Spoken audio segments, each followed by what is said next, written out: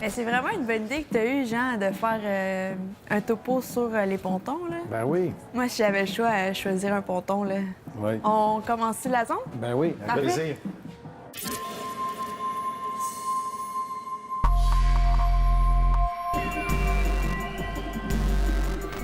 On s'ouvre une zone bateau avec mon ami Jean du magazine Québec Yachting. Puis là, on avait le goût de parler de ponton. Parce que le ponton, l'évolution est incroyable. Effectivement, avant, c'était un peu associé à une clientèle plus âgée, les baby boomers. Maintenant, les plus jeunes s'intéressent à ça, particulièrement dans les 15 dernières années. Écoute, au niveau de la performance, c'est fou. Tu peux maintenant, ça s'est déjà vu sur des pontons, tu peux mettre 2 moteurs à bord de 300 chevaux chacun. Imagine-toi 600 chevaux, la puissance que ça peut avoir. Au niveau de l'équipement aussi, maintenant, on peut mettre un barbecue, on peut mettre une télévision, on peut mettre Télévision. de la musique, un peu comme les bateaux de sport nautique. Quels sont les différents principaux fabricants dans l'industrie? Bien, moi, j'aimerais te parler de Prince Craft, Cynthia. C'est un manufacturier québécois qui est ici, pas loin à Princeville, avec 3 importantes usines. Eux manufacturent 48 modèles de 15 à 29 pieds. Oh. Les prix peuvent varier de 14 000 à 160 000 Alors, ça donne une idée. Rendu à 160 000, c'est le gros luxe.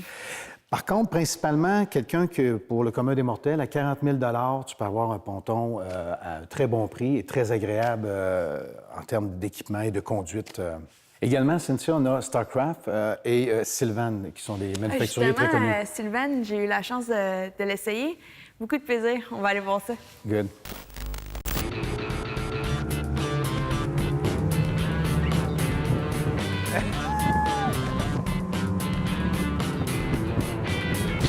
Ouh, hey! Fait que c'est notre ride d'aujourd'hui. Hey, j'ai bien hâte d'essayer ça. Ben oui, mais je trouvais que tu étais rendu à l'âge des pontons aussi, là. Mais pour vrai, on dirait vraiment que la mentalité, des fois, des pontons, on pense que ça va être plus des gens retraités, mais moi, ça m'intéresserait beaucoup un ponton. Je trouve que ça a beaucoup évolué avec les années, là. On est loin des pontons avec les gazons puis les chaînettes. Ici, c'est un ponton Sylvan, c'est un S3 extrême. Donc, on est dans un ponton sport. OK. Super performant, 300 HP là-dessus, 3 tubes avec des tubes de performance RPT qui sont exclusifs à Sylvan. Donc, c'est une technologie de planage révolutionnaire. OK. On a un intérieur hyper moderne, là, avec la petite stripe verte. Toutes Est-ce les que tout se personnalise? Oui, ici, on a une édition qu'on a faite là, avec un bleu et vert.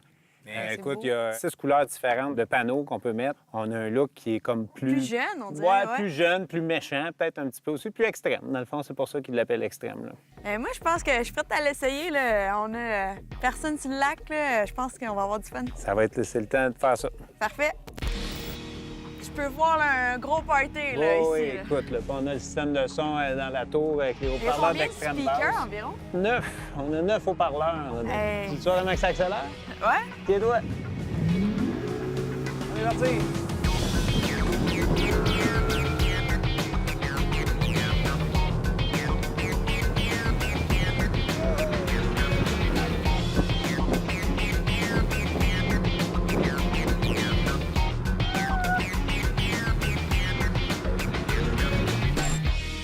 Souvent, c'est vraiment un salon flottant, là. On est confortable, il y a de l'espace. C'est très stable aussi, là. On avance, puis on n'a pas l'impression vraiment d'être sur l'eau. Y a-t-il une suspension en dessous de ça? Il n'y a pas de suspension, mais la forme des tubes, le fait d'avoir les 3 flotteurs, on va plus couper la vague. On dirait que la vague va comme se perdre entre les tubes.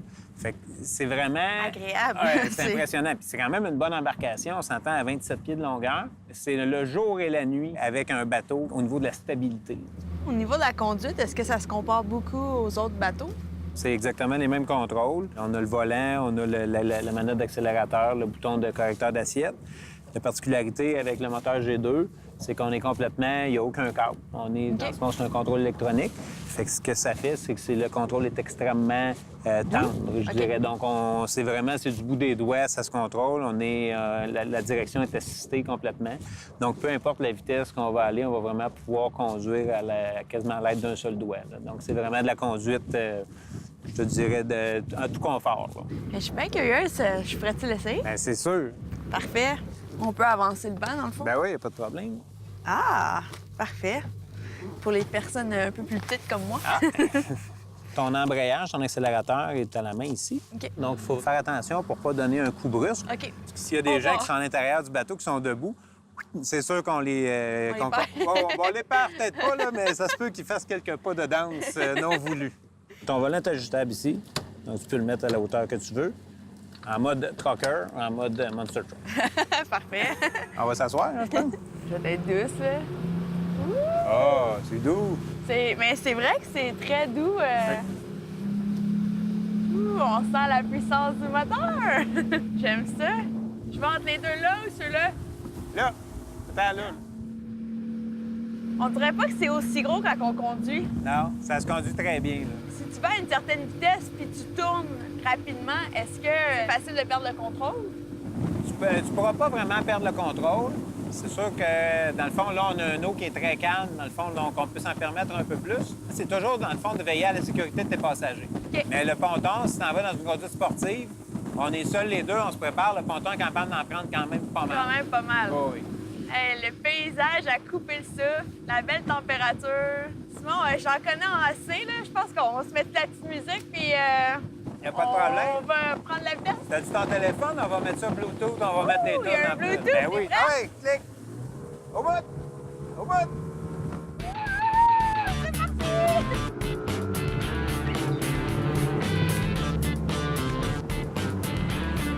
C'est dans le fond, là.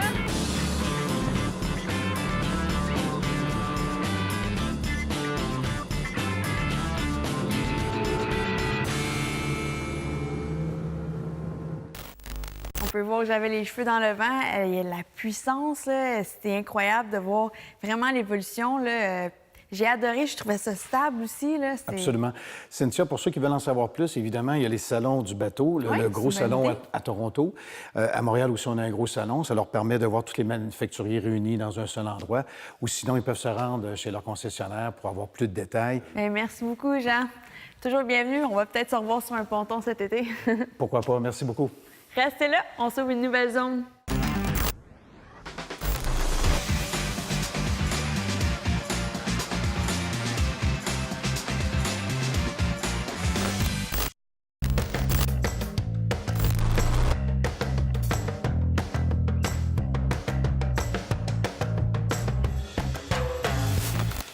Hey, Cynthia, je te remercie pour le lunch. Hein? Ah, ben t'as rien.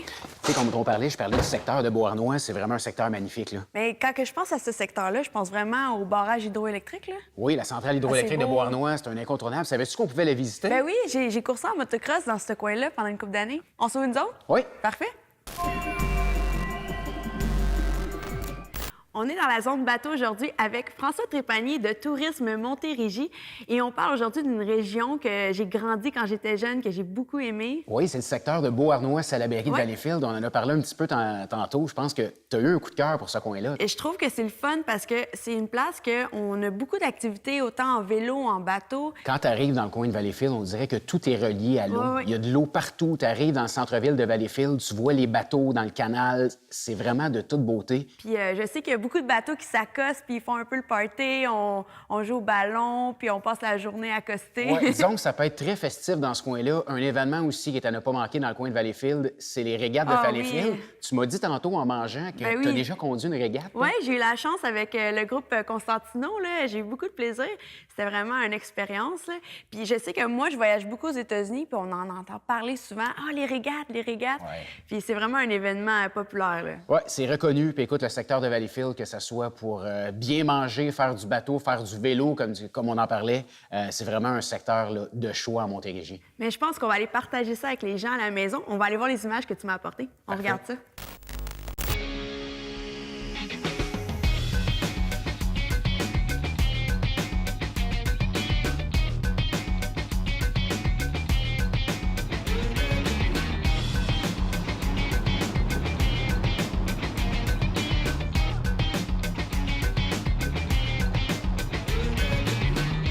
La région touristique de Beauharnois-Salaberry de Valleyfield est située à 30 minutes à l'ouest de Montréal en voiture. Pour les plaisanciers, on se définit souvent comme l'escale entre Montréal et les Mille-Îles ou bien la porte d'entrée vers les Grands Lacs. Sur le territoire, on couvre 2 lacs, donc le lac Saint-François et le lac Saint-Louis. Pour accéder à la région en bateau, donc il y a plusieurs façons. En provenance de Montréal, on utilise la voie maritime du Saint-Laurent et puis on navigue simplement vers l'ouest. Et puis, en provenance d'Ottawa, Gatineau, Eh bien là, on a 2 options. On peut passer par la rivière des Outaouais, ensuite le lac des Deux-Montagnes, qui nous amène au lac Saint-Louis, ou bien par le canal Rideau jusqu'à Kingston. On rejoint le fleuve Saint-Laurent et puis après ça, on remonte jusqu'au lac Saint-François.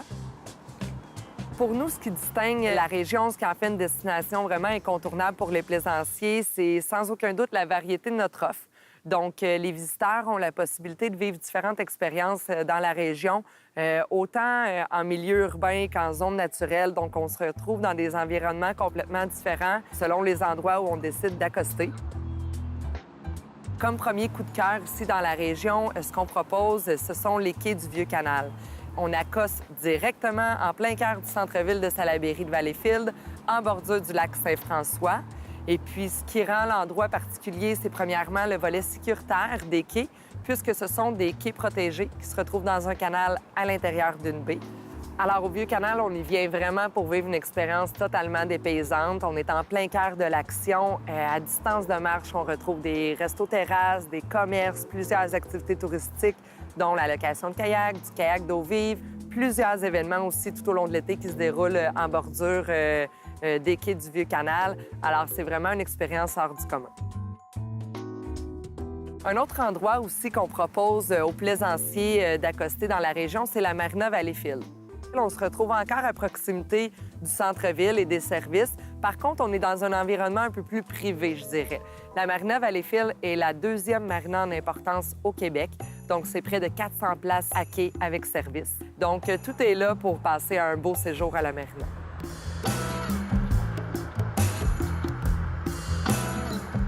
Pour une expérience un peu plus en nature, ce qu'on propose, c'est le parc régional de Beauharnois-Salaberry. Alors, le parc est situé en bordure du canal de Beauharnois.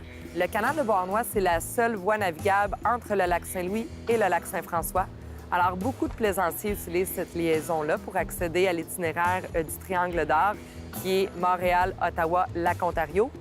Alors, nous, on incite les gens de passage à s'arrêter pour profiter des aménagements du parc régional de Beauharnois-Salaberry et de la proximité également de la piste cyclable qui est à quelques mètres des quais. Donc, vous pouvez là, vous imaginer justement l'environnement dans lequel on se trouve, très calme, très naturel. La région touristique de Beauharnois-Salaberry de Valleyfield est une belle destination à découvrir qui gagne à être connue. On a beaucoup à offrir aux plaisanciers. C'est vraiment l'endroit idéal pour les escapades d'un week-end. Alors, on vous invite à venir nous visiter. Vous pouvez avoir plus d'informations sur le site web au beauharnois-salaberry.com ou bien simplement contacter Tourisme Montérégie pour obtenir nos coordonnées. Et puis, ça nous fait toujours un grand plaisir d'accompagner les gens dans la planification de leur séjour.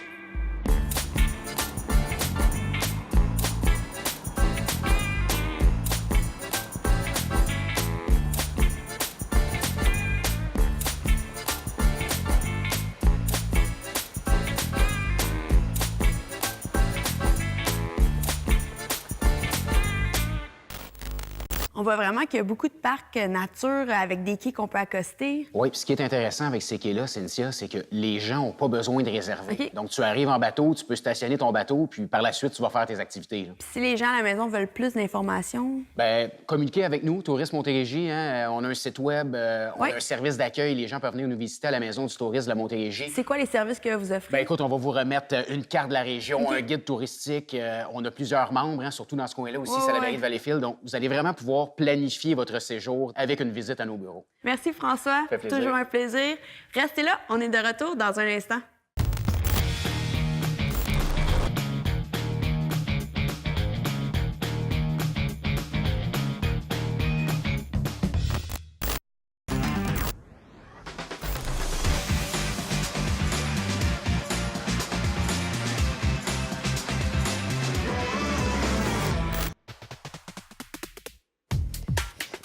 Hey, Steph!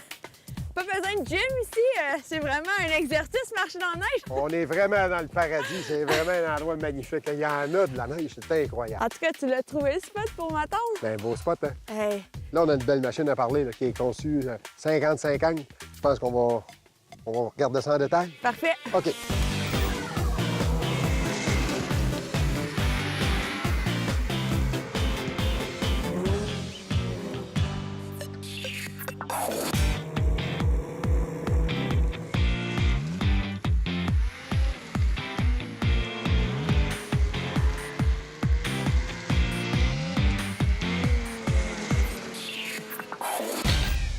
nouveau modèle 2018 Backcountry X de BRP.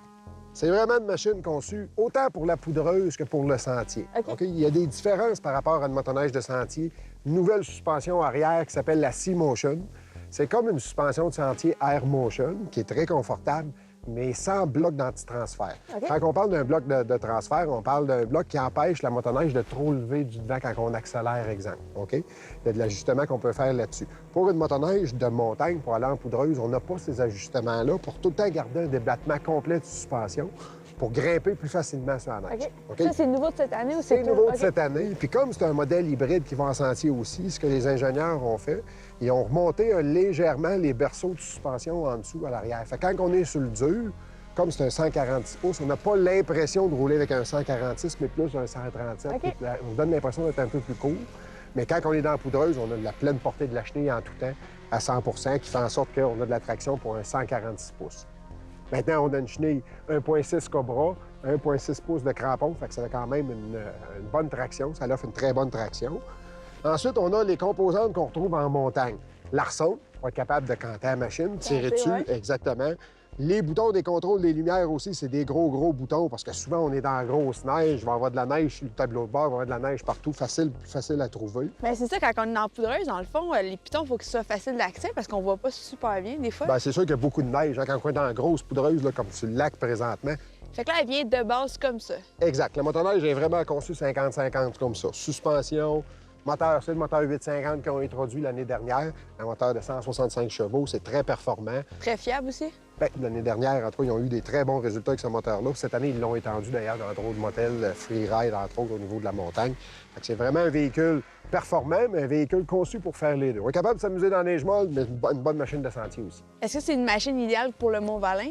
Ben oui, pour les Monts-Valin, c'est sûr que c'est une machine idéale parce qu'on n'est pas comme dans l'Ouest canadien où on va retrouver là, des grandes prairies à perte de vue puis on s'amuse continuellement là-dedans. Sur les monts, souvent, on va faire beaucoup de sentiers avant d'arriver dans les places pour s'amuser dans la poudreuse. OK. Fait que c'est vraiment un beau véhicule, je suis capable de faire les deux parce que ça se comporte mieux qu'un véhicule de montagne en sentier. C'est plus stable. Au niveau de l'ajustement de la largeur des skis aussi, c'est plus facile pour changer soit d'un mode sentier ou d'un mode hors sentier. Est-ce qu'on retrouve tous les mêmes accessoires qu'on retrouve sur une machine de sentier? Absolument, poignée chauffante, cette série, les hautes pieds basses, le push chauffant, les protège-mains. On a un pare-brise qui est un petit peu plus haut.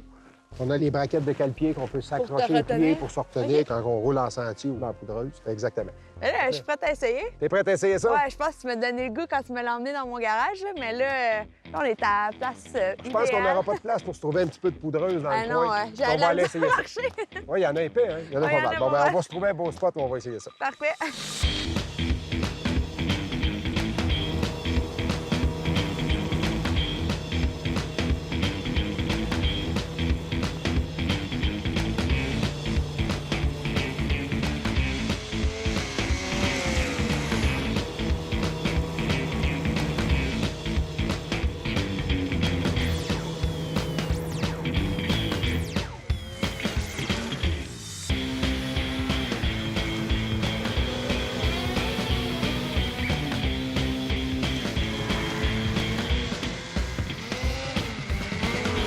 Hey, j'ai vraiment eu du plaisir.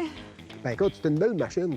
Dans les conditions qu'on avait aujourd'hui, c'est des conditions qui sont molles. Il n'y a pas d'adhérence. Ouais, c'était quand même assez facile de tourner, là. Exact, parce que c'est quand même des skis de montagne. Il y a des bonnes quilles travaillées dans la poudreuse. Fait que c'est sûr que l'habileté, elle se comporte bien. La machine est bien conçue pour un type de sentier J'aurais comme pensé celui-là. le fait qu'elle est quand même plus longue un petit peu, que ça aurait été vraiment plus dur, mais j'ai vraiment eu du plaisir. Non, la maniabilité est bonne. Fait que OK. La machine, elle travaille bien dans une neige qui est plus molle. Condition de sentier plus dure, c'est pas la perfection. Tu ne retrouveras pas le même contrôle que tu pourras avoir avec un MX-ZX, un OK. Renegade X ou un Renegade XRS au niveau du contrôle sur une surface très dure. Dans des conditions comme aujourd'hui, c'est Hey, la l'idéal. belle petite pole neige, là. Puis dans la petite poudreuse, ben, tu n'as pas eu la chance de l'essayer beaucoup Ouais. dans la grosse poudreuse, mais ça se comporte quand même assez bien aussi. On est capable de suivre dans la poudreuse. La suspension C-Motion donne une bonne traction. Puis est-ce que c'est une machine, dans le fond, qui est faite pour les intermédiaires? Quand on est déjà dans un niveau intermédiaire ou un niveau plus avancé, c'est l'idéal. C'est une belle motoneige. Une belle motoneige pour vraiment... Écoute, c'est idéal pour les monts. Hein. On a des beaux sentiers, puis on a beaucoup de poudreuse. C'est une machine parfaite pour être capable d'aller s'amuser dans les trails, rouler assez agressif. Tu l'as vu, le handling est quand même très, très bon pour un Puis ça 50-50. répond assez bien, là. Exactement. Il y a de quoi de complètement nouveau qui a été introduit l'année dernière, qu'on n'a pas parlé en introduction, mais il y a quand même la P-Drive, qui est une nouvelle embrayage, une nouvelle clutch qu'on appelle en bon québécois, qui ont introduit l'année dernière, qui fonctionne à merveille avec le moteur, fait que ça répond bien. Ah, mais j'étais impressionnée, là. Non, c'est vraiment un véhicule qui est performant. Tu sais, on a les 160 chevaux. C'est une belle machine là, pour combiner les deux modes. Là. C'est vraiment quelque chose. Puis regarde, elle est belle là, pour ça. Avant qu'il fasse noir, on continue à rider? Bien, on pourrait bien continuer à rider, ça, c'est sûr. Parfait. On y va? OK.